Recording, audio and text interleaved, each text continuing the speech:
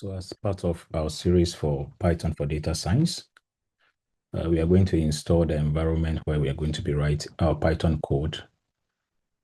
But the software that we'll use is called Anaconda.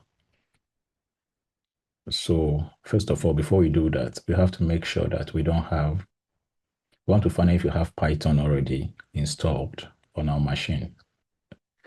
So I'll go to terminal. And first of all, type Python -- version. So you can see that Python is not found. To further confirm that, we can say why Python. You can still we don't have Python on this machine.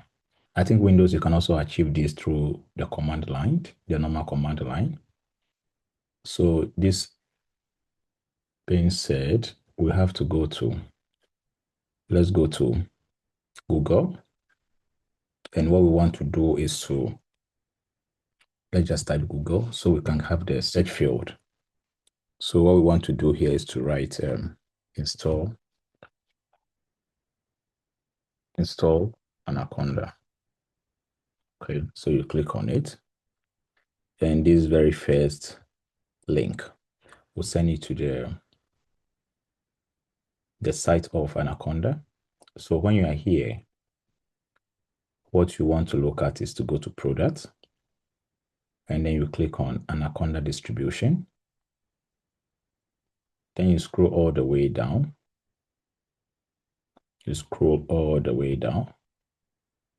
Then under this Miniconda installer, you click on this arrow. Right. So this presents to you most of the common operating systems that we have. We have Windows, we have Mac, and then we have Linux. So depending on the OS, the operating system that you're using, you select it accordingly. So if you're using Windows, you have to select Windows. If you're using MacBook, as I am using, you select your Mac. And if you're using Linux, you select your Linux operating system. So most of you will be using Windows.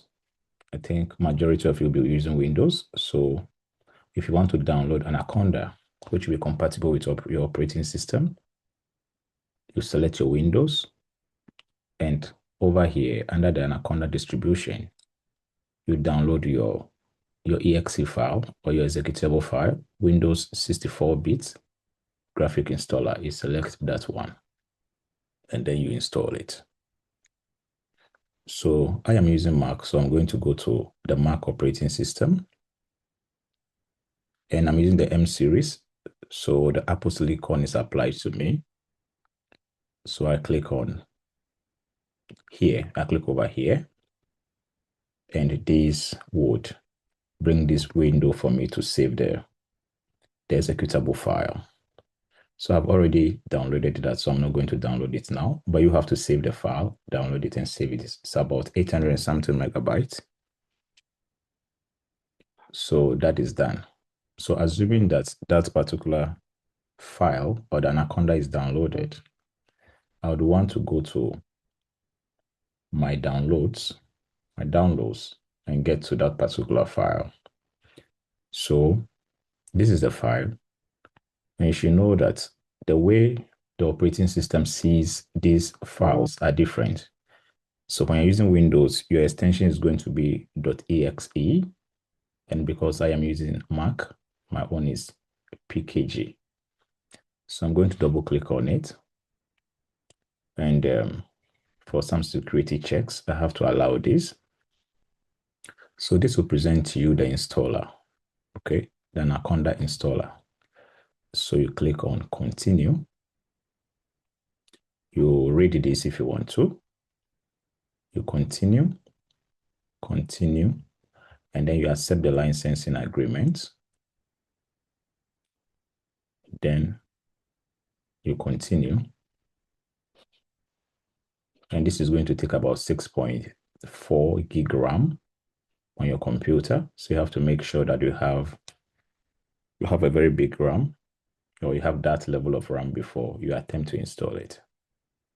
So let's do the installation. So this is going to ask me of my password. If you're using Windows, you may not encounter this particular issue. So I'm installing the software. You can see that the files have been written on my system.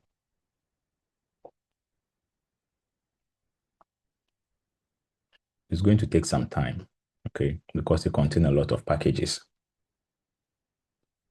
So we wait whilst it installs.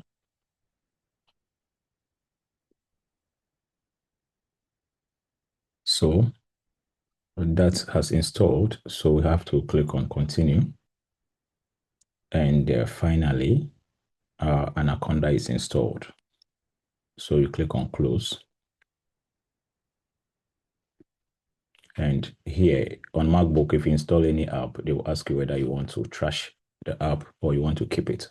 So I'll keep it for now. You may not have that issue when you're on Windows. So now after installing Anaconda, you may want to open it, look for it. So you have to look for the software that you have, the Anaconda that you have installed. You have to look for it.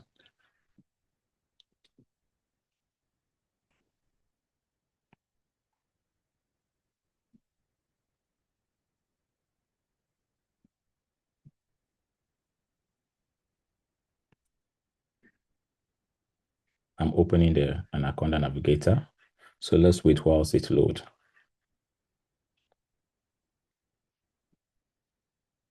So you can see that it's loading for the very first time. It takes some time before you load.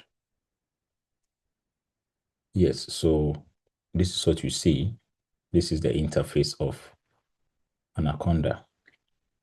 So it has various IDEs, okay, integrated development environments that you may want to use. But what we are going to use actually for our data science is Jupyter Lab, this particular one, Jupyter Lab. Let's click on this to see if it will launch.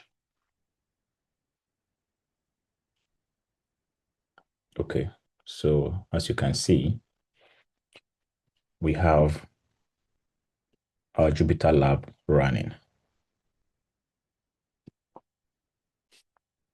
So here, when you see the left-hand side here, you can see that these are the folders that you have. Okay, these are the folders that we have. And on desktop, I have a folder. Yes, allow. I have a folder that I name Facebook videos. Facebook videos. So I have to look for that particular folder.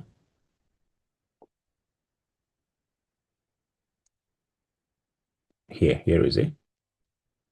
Okay, and within this folder, I want to create another folder called Python _ tutorials. So I'll open this particular folder, and what you want to do is to click on Python 3, IPY kernel, Python 3. So this is the interface we use for the coding. Okay. So first of all, you may want to rename. You right click and rename this particular notebook.